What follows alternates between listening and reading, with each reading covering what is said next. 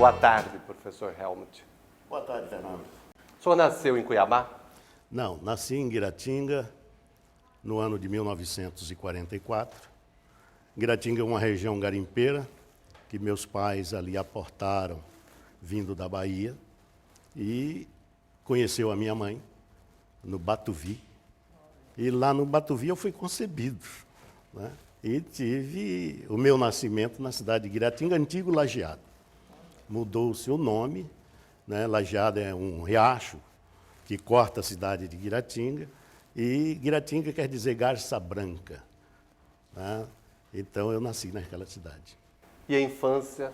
A minha infância foi no Batuvi, depois estudei, fiz o curso primário, completei o curso primário em Sangradouro, junto com os índios Chavantes, né?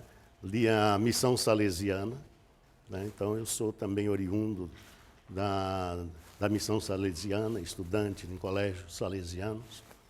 E de Sangradouro voltei ao Batuvi, e 6 meses mais lá no Batuvi, vim estudar em Cuiabá. Chegando aqui, frequentei a escola da professora Gracildes, fiz um preparatório, naquele tempo existia o curso de admissão, e fiz o curso com a professora Gracildes, como já disse, e ingressei-me através do vestibular, um vestibularzinho que existia, no Colégio Estadual de Mato Grosso. E lá eu fiz a primeira e segunda séries,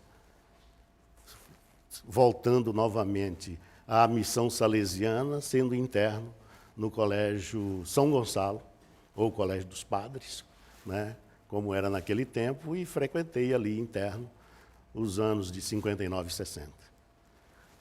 Concluindo o ginásio, voltei ao Colégio Estadual de Mato Grosso, hoje Liceu Cuiabano, novamente, né, onde fiz o curso científico.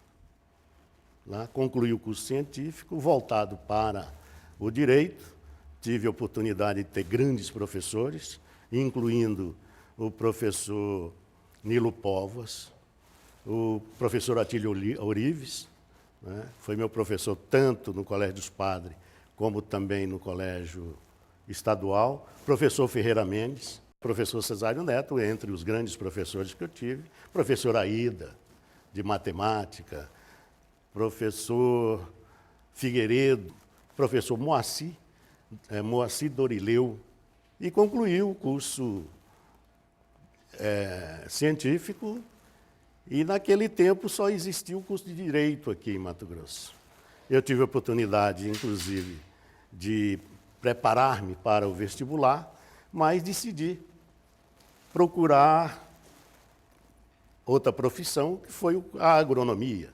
Como eu militava na política estudantil, naquele tempo aqui em Cuiabá, escrevemos uma carta ao reitor da Universidade Federal de Goiás, professor Jerônimo Geraldo Queiroz, mostrando a expectativa de muitos jovens mato-grossenses que desejavam fazer outros cursos, porque as oportunidades oferecidas em Mato Grosso era apenas o curso de Direito.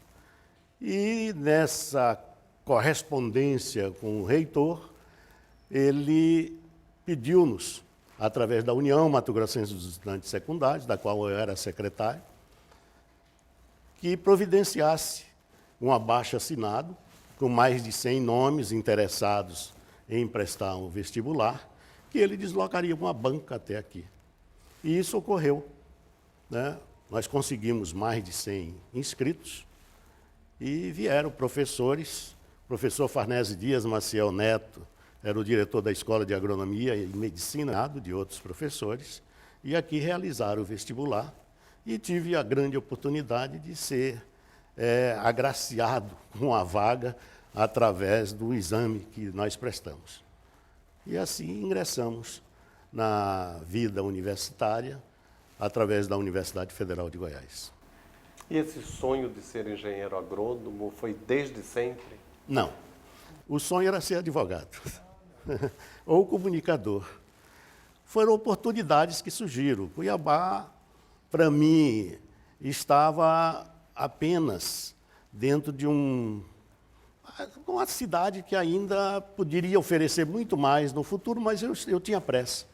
eu queria sair para outros lugares. E as oportunidades tinha que ser aquela que surgia naquele momento. Então, foi aí que fiz o curso de agronomia, esperando lá em Goiânia, talvez, fazer o grande sonho que seria direito. Mas comecei a gostar do curso e a fazer amizades entre os colegas de classe, da escola. Militei na vida estudantil, política estudantil, participei da UEE, da União Estadual dos Estudantes, fui secretário-geral do DCE, Diretório Central dos Estudantes, militava na esquerda, na política estudantil, e assim tivemos uma convivência muito interessante, muito boa, muito próspera em termos de conhecimento, em termos de novas amizades, e foi assim que concluí o curso de agronomia. Em que ano? 68. Em 1968, nós concluímos em dezembro, em pleno AI-5, nós concluímos o curso e retornamos para Cuiabá. E aqui fomos trabalhar o emprego, o trabalho, né, a atividade profissional. Difícil porque os estados, de modo geral, não podiam contratar e o país vivia um momento de escuridão política. Então, e o governador era o doutor Pedro Pedrocian, que foi o nosso paranifo. Ele foi convidado, lamentavelmente, exatamente por causa do AI-5, que ocorreu no dia 15 de dezembro, e a nossa colação de grau foi dia 18, ele não pôde se ausentar do Estado e solicitou ao doutor Bento Machado Lobo, engenheiro agrônomo, secretário de Agricultura, que fosse representá-lo em nossa colação de grau. E assim ocorreu. E lá, o doutor Bento assumiu o compromisso de lutar para que todos os mato-grossenses pudessem desenvolver suas atividades profissionais aqui no Estado. Sentia saudades de Cuiabá? Olha, Cuiabá é uma cidade apaixonante, né? A minha infância também, parte dela foi aqui. Eu cheguei aqui, tinha 12 anos, 11 para 12 anos.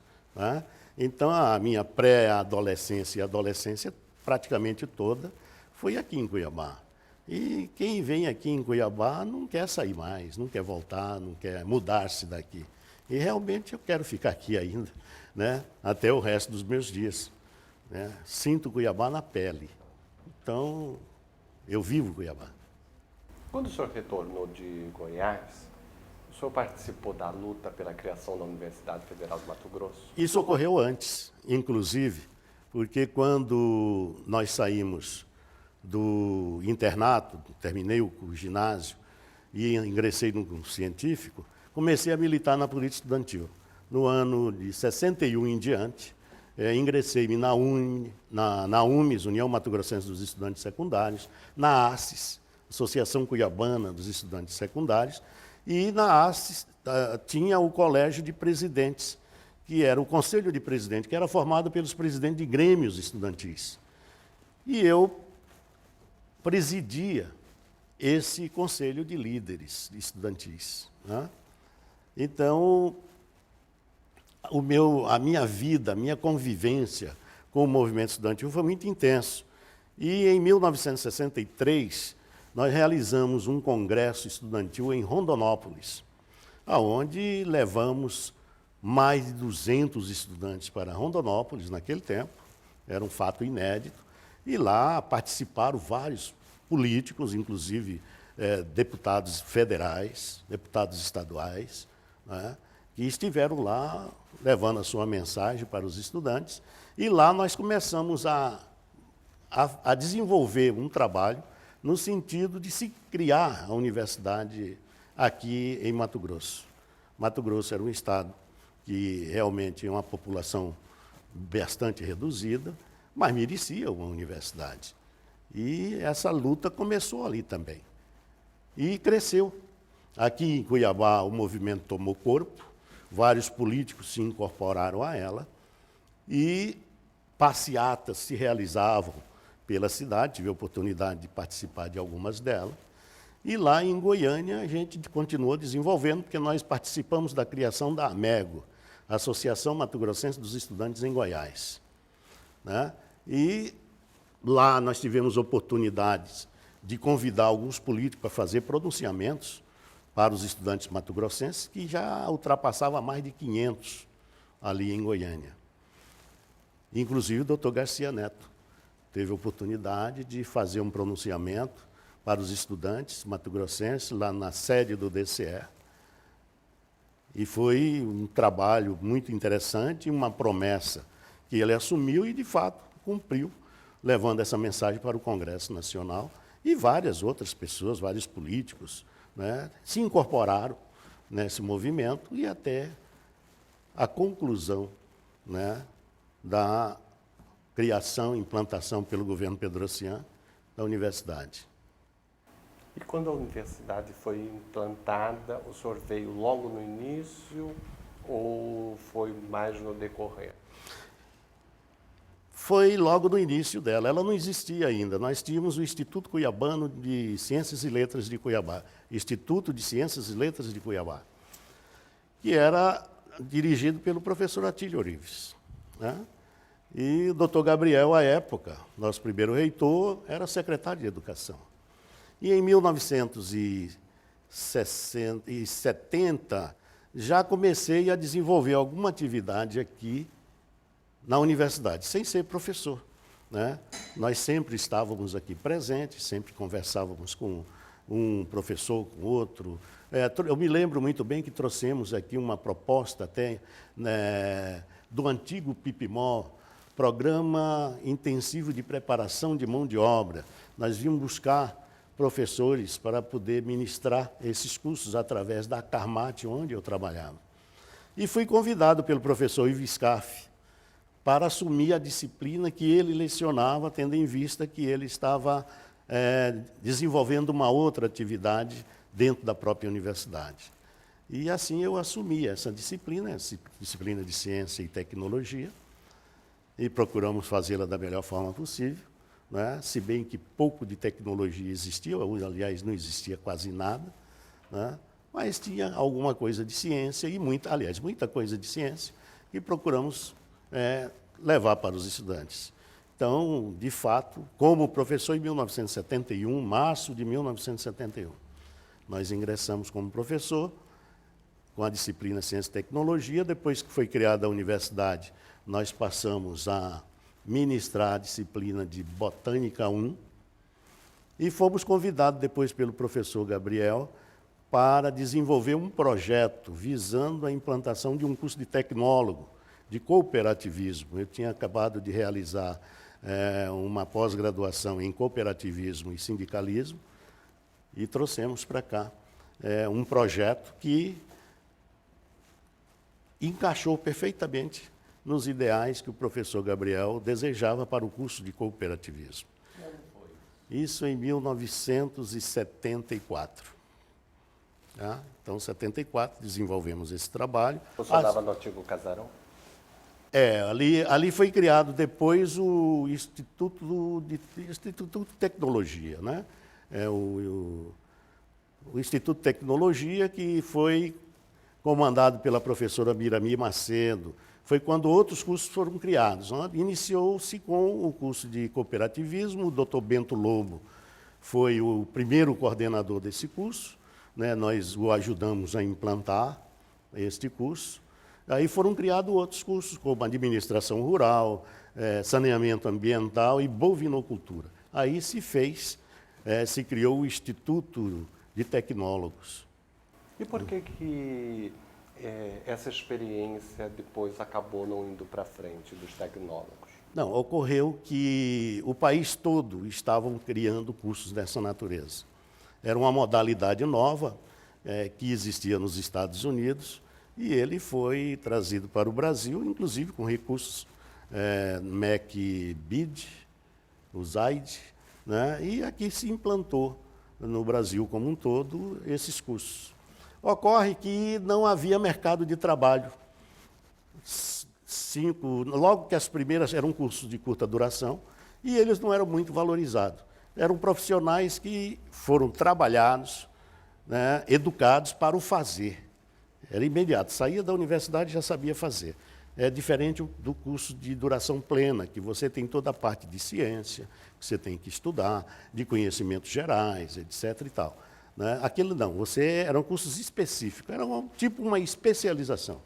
Você fazia medicina veterinária, por exemplo, e ia trabalhar em bovinocultura. Você fazia zootecnia e ia se especializar em gado de leite. Era mais ou menos assim, né? Eram cursos específicos para o fazer. E não tinha mercado de trabalho no Brasil como um todo. Eu me lembro muito bem que eu ocupei logo em seguida a presidência da Comissão de Ciências Agrárias do Ministério da Educação. E lá, lamentavelmente, nós tivemos que propor ao Ministério da Educação a extinção desses cursos. E eles foram paulatinamente sendo extintos e hoje retornaram. Se você verificar, hoje nós temos muitos cursos de curta duração em todos os lugares, principalmente nas universidades privadas, né? E ali são cursos de curta duração que estão aí no mercado. Esse curso teria sido a inspiração para a criação do Centro de Ciências Agrárias? O Centro de Ciências Agrárias foi implantado em 1975, com os cursos de agronomia e engenharia florestal. Só que o centro foi criado com 5 cursos. Além de agronomia e engenharia florestal, medicina veterinária, zootecnia e engenharia agrícola. Só pudemos implantar apenas 2 cursos, a agronomia e engenharia florestal, e já agora em 1992, 91, 92, implantamos o curso de medicina veterinária, né? E logo em seguida o curso de mestrado, e hoje você veja aí o Centro de Ciências Agrárias, né, dando um show de qualidade, inclusive o nosso doutorado sendo um curso de excelência avaliado pela CAPES, né? O Centro de Ciências Agrárias foi uma necessidade. Mato Grosso, como um dos maiores celeiros do mundo, não poderia, de maneira alguma, continuar a importar profissionais do Rio Grande do Sul, principalmente do Rio Grande do Sul, né, que aqui vinham para procurar desenvolver atividade agrícola e ficarem ricos, ou possuírem pelo menos 10 vezes mais terras do que eles tinham lá no Rio Grande do Sul. Então, o Centro de Ciências Agrárias, em 1975, foi implantado através de um programa chamado PEAS, Programa de Educação Agrícola Superior, onde tinha um aporte de recursos bastante considerado pelo Ministério da Educação, e assim nós tivemos essa oportunidade, nós fomos convidados pelo Dr. Gabriel, uma grande oportunidade que ele me ofereceu, e eu quero até agradecê-lo de público por isso, né, de ser o coordenador, o implantador desse centro. Interessante que eu nunca tinha feito um trabalho dessa natureza, e tem até uma passagem interessante, e eu falei, mas doutor Gabriel, eu nunca fiz um projeto de um centro de ciências agrárias. E ele virou para mim, eu também nunca fiz de uma universidade, mas, no entanto, eu estou aqui como reitor de uma universidade, aprendi esta lição e fui encarar o Centro de Ciências Agrárias. Espero ter feito um bom trabalho. E logo de início, onde funcionou o Centro de Ciências? Com dificuldades. Muita dificuldade, não por falta de recursos, mas por falta de profissionais, né, habilitados para a docência. Nós, naquele tempo, era muito difícil, realmente, você ter o professor acabado, você ter o professor pronto para assumir as disciplinas, principalmente de um Centro de Ciências Agrárias. Então, nós íamos buscar professores fora de Mato Grosso. Eu me lembro, eu era presidente da Associação dos Engenheiros Agrônomos e convoquei uma Assembleia Geral para explicar para os profissionais, para os colegas, o que era o Centro de Ciências Agrárias, o porquê da implantação do curso de Agronomia e Engenharia Florestal aqui em Cuiabá. E, por incrível que pareça, a grande maioria dos profissionais votaram contra a implantação do Centro de Ciências Agrárias porque achavam que nós, aqui em Cuiabá, nós não tínhamos um histórico agrícola que justificasse um curso dessa natureza, dessa magnitude.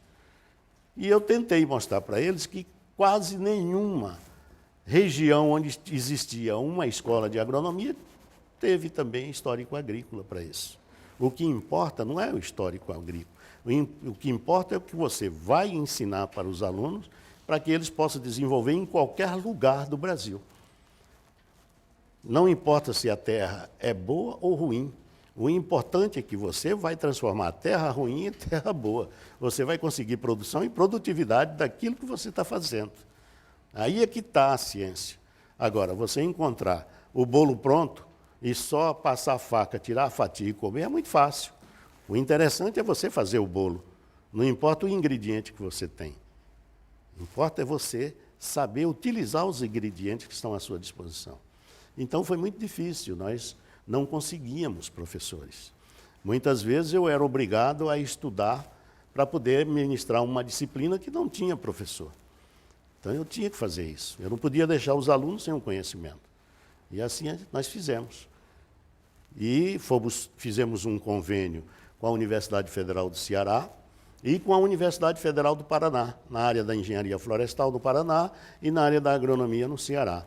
Então nós tínhamos apoio dessas duas universidades que recebiam os nossos professores que nós contratávamos e encaminhávamos para esses centros de formação pós-graduado, né? E lá eles se preparavam e retornavam para aqui se estabelecerem e ministrarem as suas disciplinas. Foi assim que o Centro de Ciências Agrárias formou a primeira massa crítica de professores, já com mestrado e logo em seguida com doutorado. Foi o primeiro curso de doutorado da universidade, de mestrado e de doutorado da Universidade Federal. Então nós sentimos um orgulho muito grande disso tudo. E as aulas eram dadas onde, inicialmente? Porque não tinha uma instalação, não tinha um prédio, ou já tinha? No início tinha o básico. Você se lembra do básico. Então o primeiro ano praticamente era o básico. Então nesse primeiro ano, enquanto os alunos estavam cursando o básico, nós estávamos construindo, a universidade construiu o Centro de Ciências Agrárias. E logo após o básico, nós utilizávamos as instalações do CCET, o antigo Centro de Ciência e Tecnologia, aqui da universidade. Então, eram apenas 20 alunos por turma, depois que passou-se a 25 e depois 30, 35. Né? Mas eram 20 alunos. Quer dizer, nós tínhamos da agronomia por ano 40 alunos. Comportava perfeitamente em uma sala, que eram dimensionadas para esse tamanho, para essa quantidade de estudantes. E foi assim que conseguimos vencer esses primeiros obstáculos, construiu-se as salas, e à medida que havia necessidade, se ia se construindo laboratórios, salas de aula, né, espaços. Né? Você vê hoje o Centro de Ciências Agrárias realmente, né, nesses 40 anos na universidade, é um exemplo. Em que ano foi inaugurado o prédio? Com a vinda do ministro Portela, Eduardo Portela, aqui na universidade. Ele fez uma visita a convite do reitor, professor Gabriel, e ele esteve aqui para inaugurar e, ao mesmo tempo, participar da colação de grau unificada da universidade. Foi um momento muito interessante, muito bonito, muito significativo para a universidade. Né? Eduardo Portela, o intelectual de renome, e realmente... E ele saiu daqui encantado, encantado. A concepção do antigo Centro de Ciências Agrárias foi de quem essa construção? A ideia inicial do traçado do prédio gerou de uma conversa minha com o arquiteto e professor Mário Gomes Monteiro, que era colega nosso, foi meu colega no admissão, na professora Gracildes, eu te disse lá atrás. Né? Isso já no milênio passado. Então, o professor Mário, conversando comigo, nós estivemos juntos em Fortaleza, a primeira viagem que fizemos para começar a conhecer e aprender um pouco da dinâmica universitária dentro de um centro de ciências agrárias, onde se trabalha agricultura, pecuária, etc. Então, começamos a conversar e traçamos algumas linhas. E o professor Mário fez dessas poucas linhas um prédio. Né? E um prédio realmente que eu considero muito interessante e muito bonito. Lindo, ventilado. Sim. Eu lecionei nas Ciências Agrárias quando entrei aqui na agronomia e era um prazer. Olha, o Mário realmente é uma cabeça fantástica. Ele pensou no clima de Cuiabá, pensou na direção dos ventos, né? Ele que escolheu o local. Esse local central, onde está o Centro de Ciências Agrárias, foi escolha pessoal dele. Nós tínhamos muitos espaços aqui ainda. Nós só tínhamos o CCET e tínhamos também o Centro de Humanas, Letras e Ciências Sociais. Tínhamos o Parque Aquático e o ginásio, o casarão. Quer dizer, aí nós tínhamos todo esse espaço daqui da reitoria do teatro, que está aí, até lá no Centro de Ciências Sociais. E tínhamos o espaço que ia até na avenida ali, Arquimedes Pereira Lima. Quer dizer, vazio. Poderia ser colocado em... Não, ele concebeu que tinha que ser na parte central. E realmente foi um presente dado para todos nós da área das ciências agrárias. Qual a avaliação que o senhor faz dessa forma de educação se relacionar em termos de centro? Ela trouxe coisas boas? Sim, trouxe tanto que todas as universidades brasileiras, com raríssimas exceções, ainda mantêm a estrutura de centros. Aqui, a mudança aqui na Universidade Federal